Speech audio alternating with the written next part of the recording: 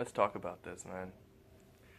Okay, so for now, I probably won't put any spoilers in this video just because it just came out and not everyone has seen it yet. It literally came out pretty much last night and today, widely, I think. Not the point. But I'm here to tell you about what I liked, some things I might not have liked, and my overall thoughts. So, without further dudes, let's get this through. Now, what I liked about this, you know what? There was a lot I liked about this, so let's start with what I didn't like about this. What I didn't like about this was, let's see. I guess the time, it was long, but all superhero movies are long, so there isn't really much to talk about with that. I mean, it's long, it happens, it didn't drag. It had its moments where it didn't, but I think overall, I wanted to know some of the characters more.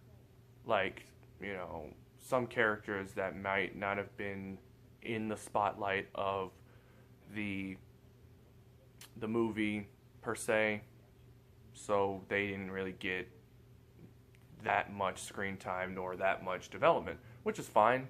It happens. That roster is huge, so I'm not mad at them for that. I did want to see more Joker, but I mean, again, he is not the main point of this movie.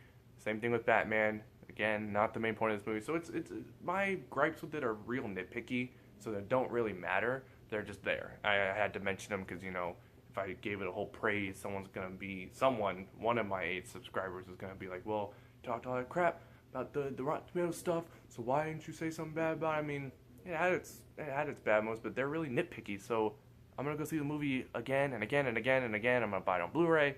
I like this movie. I loved it, if you can't already tell. Speaking of the Joker, let's just get into the things I loved. And he was one of them. I can tell you that. People are going to compare them. All 3 of them, it's fine.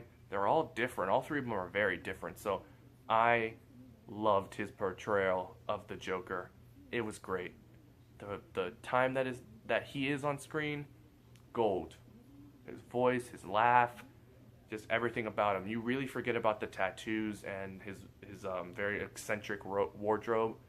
You really forget about all that stuff with his performance, and I think that's what some people were wanting, but I for one, was fine with it. Another thing I liked was pretty much the whole squad. I mean, Harley, Deadshot, Killer Croc, Katana, Boomerang, everyone in this squad was fantastic. Even Rick Flag, I had my doubts about him because, they switched characters, and he seemed just like an army boy and an errand boy for Amanda Waller, who, again, Viola Davis killed it. And Joel Kinnaman did a really good job. There's some people on motorcycles outside. That's fine. No. I don't edit anyway, so it's not like I would edit it out. I mean, it's real life. Shit happens. But, yeah, he was good. He was good for what he did, for that role. I would have liked to see more. Rick Flag is a very special character in the Suicide Squad mythos, so I would like to see what they can do with him in the sequels. That's another thing. I'm going to talk about that at the end. And I'll get some small spoilers, pretty much the post-credit scene. I won't spoil the movie, though. Like, the main plot, I did not know going in. I just knew they were going to get together for some reason and do something and fight something.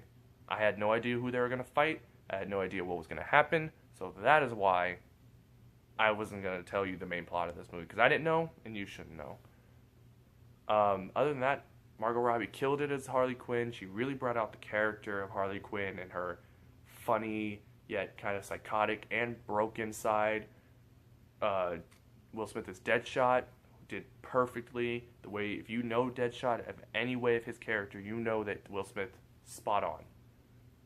Some of the squad members that aren't the main people, especially, like Croc, who doesn't talk, or, Katana, who's just added on, and, Slipknot, who's just there. It's just, they don't get as much time, but the movie makes up for it with scenes like the one in the trailer where they're at the bar. that scene makes up for the stuff that you don't see with these characters, because it's these character moments with the squad by themselves, talking, getting to know them, like El Diablo. He was one of my favorite parts of this movie, and it was just, those moments right there were the moments that were the best in the movie. Not to mention the first 20 minutes. Talk about a hook, man. I'm not going to say and spoil any of it, but the you're going to love the opening of this movie. So let me just say that now. It is great. Great. As you can notice, I didn't mention this. My special guest is not here. He has work. Life happens. He has work. He can't be here with me to do the my review right now. But I want to put up a spoiler review, and I don't want to do it alone because it tires me out. So I think I'm going to do it with a group of people. I'm going to see. But, yeah. Those small character moments and the character moments in the beginning are all great. Pretty much this whole movie has, you know, greatness in it. I mean, there's not really any parts that I didn't like. I mean, sure, it got kind of choppy with the plot. It kind of went this way, and then it went the other way, and then it was like, oh, let's tell this one, and then let's come back to here. It got choppy, but it didn't really bother me as much as I would think it was going to. You know, at least I thought it was going to be choppy to where I'm like, wow, this is really taking me out of it. And some of the action scenes were just a little jarring, but I was sitting fairly close to my screen, so that could have been it. I don't know. I'm going to see it again and see if I'm going to sit farther back and see if that helps. But hopefully, you know, hopefully that's the case. It was just me sitting too close to the screen. Other than that, man, I just can't say anything else that is amazing about this movie. I can say this, there is an amazing cameo in this movie that all of you are going to love. And you know Batman's in it, so that's not who I'm talking about. So I'm not going to say who it is, but it's amazing. And people who have seen it, you know what I'm talking about. That was a great cameo. Now, I'm going to give it a grade, and then I'm going to talk about the post-credit scene and what it means for the future. So, in 5, 4, 3, 2, 1, I will give this movie an A. A minus. It was great, had some small parts, but those were nitpicks, and I liked it. Now, it is on to Spoiler Town. I will be talking about the post-credit scene, so if you have not seen the movie, which is most of you, just get out of here now. Then watch the rest later, but I will be talking about it in my spoiler review anyway. But I just need to talk about it now. Okay? Everyone gone? Good? Now, post-credit scene with Viola Davis, Amanda Waller, and Batman, Bruce Wayne, was cool. It is cool. I like that he showed back up and, you know, showed his face, and that's how he got the Justice League material. That's how he got their information to track them down from Viola Davis's Amanda Waller. She's blended it for me that I could probably call her anything. She was really blended with that character. That's not the point. That's not what I'm talking about. But to me, it was just something to link the movies. I mean, it happens. It happens. But I think that it's good. I was wondering how he was going to do it anyway, and now they showed us. They showed that is how he got the plans and the information to go and track down these metahumans. And that Enchantress page, that was there for a reason. And I want to see what they do with her, because she's very powerful. But, yeah, that was really interesting. And that's pretty much all I can say for it. The only thing I can say for the future of these movies is that with Justice League, it's going to be tackling Darkseid. That's world-changing events. And I don't know how these sequels to these smaller movies are going to go, but it's going to have to change due to this Darkseid thing happening next year. That's why I think Marvel is just a little bit better, because they built up their big bad of Thanos. He's not coming for a very long time. So these solo movies can do whatever they want. Whereas these solo movies are going to have trouble doing their sequels because of this life-changing event that's coming. But Geoff Johns on the track, they hit a mark with this movie, and I think they're going to be fine. But those are my thoughts on Suicide Squad. Post your comments down below. Let me know what you guys thought, because I'm very curious to see what you 8 think about. But I appreciate you 8. Trust me, I do.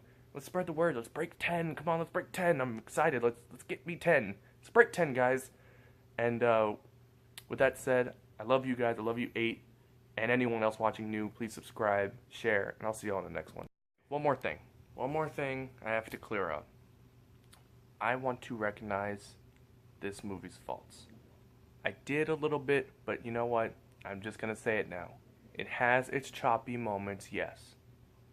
But it just didn't take me out of it as much as I thought it would. Now, I'm only saying this because I'm starting to watch reviews now and people are like, oh, it was a mess, blah, blah, blah. I'm going to just put it out now, disclaimer right here. The way I view movies is different than everyone else's. So what I'm saying now is that yes, I recognize that it was choppy and it had its flaws and it was everywhere, but there were moments in this movie that made it better. And overall, I watched it and I liked it. And I'm probably not going to go back on that. I'll probably go see this movie again and like it again. A way that some people, may not think it is the same. I am saying it is better than something like Batman v Superman, which was just 2 hours of boring. Now, I'm not saying that I like just action and comedy in these character moments. No, I crave more than that, of course. But it was better handled than Batman v Superman. Batman v Superman was a mess because of way too many characters and side plots and 2 hours of just the talks of these side characters and side plots instead of 2 hours of talking with Batman and Superman and why they hate each other and encounters.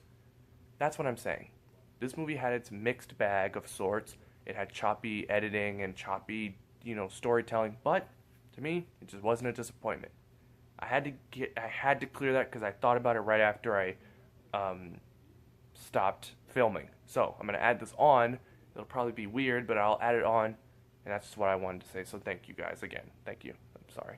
Just had to clear that up. That's all.